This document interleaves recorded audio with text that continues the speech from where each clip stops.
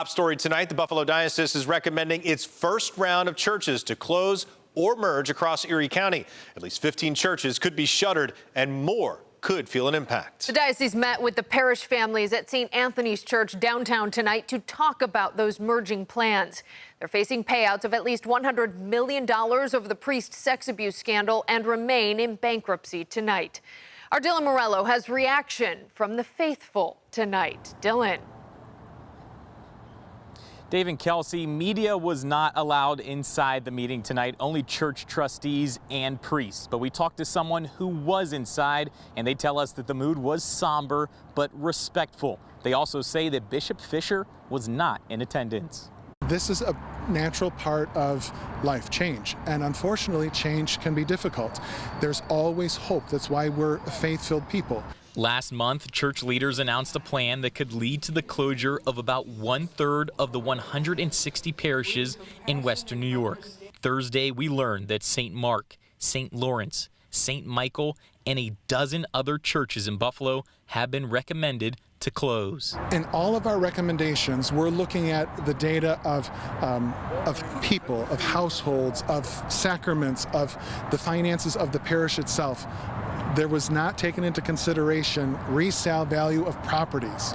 We spoke with John Flynn, parishioner and recent award honoree from the Catholic Lawyers Organization, St. Thomas More Guild. He says while the bankruptcy over the priest's sex abuse scandal played a factor in what's happening, it's not the only thing plaguing the diocese.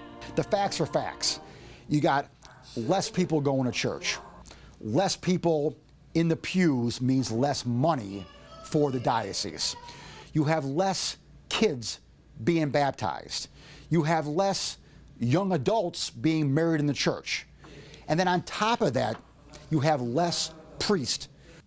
76% of parishes have less than a baptism a month, along with marriages decreasing 24%. Trends also point to only 38 priests available to break bread by 2040. Whatever decisions they make, you have to accept them, quite frankly, because there's really probably no other alternatives, and then be part of the healing process and the renewal process. Over 15 years ago, the diocese underwent a similar process. By 2011, over 70 worship sites in 8 counties closed. A church trustee who was in Thursday's meeting wishes to remain anonymous tells us the drop from 160 to 106 parishes is heartbreaking. Logically, someone in your family, on average 1 or 2, you would think would be closing in your family. So it's like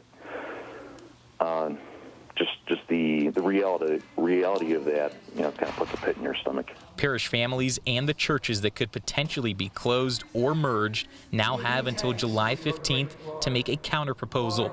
A dilemma the trustee says is like pitting churches against one another. I think there's a natural instinct to self-preservation of acting in your and your parish's best interests, but there's also, the reality of numbers of people, the amount of money, the amount of properties. So, yeah, it's very difficult.